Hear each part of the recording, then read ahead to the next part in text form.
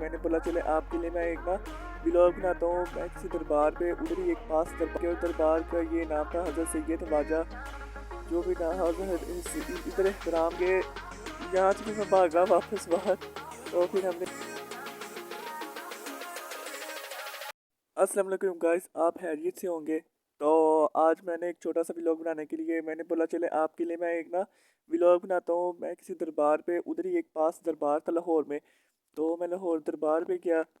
तो मैं विज़िट करने के लिए गया था कि लाहौर दरबार में विज़िट करते हैं कैसे दरबार है, क्योंकि दाता दरबार तो जान सकता था, मैंने वापस भी आना था घर।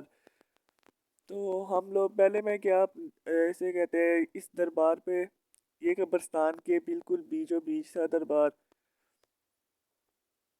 हम भी जो यहाँ अभी हम फिर रहे थे कि हमें यहाँ से अभी गोल घूम के उस तरफ जाना था दरबार की तरफ, फिर दरबार आना था। इधर कुछ बच्चे थे और हम जल्दी जल्दी चलते रहे कि हमें जल्दी जल्दी दरबार पहुंचना है। फिर हम दरबार के सामने आ गए और दरबार का ये नाम था हज़रत सैयद ख्वाजा जो भी ना इधर एहतराम से जाना था, मतलब कि यहाँ हमने जूते बाहर वगैरह उतारे। और यहाँ ये बिल्कुल अंधेरा था क्योंकि लाइट सारी गई भी थी उधर।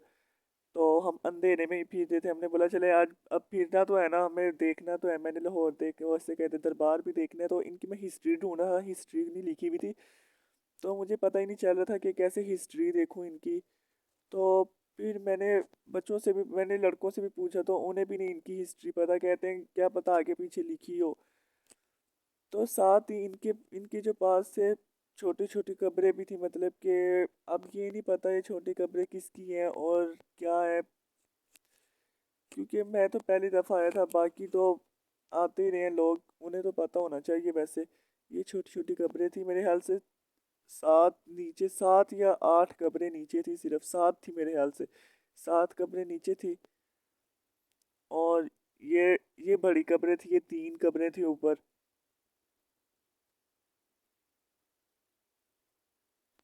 हमने अपने मोबाइल्स की टॉर्च ऑन करने के बावजूद भी इतना अंधेरा था इस दरबार में।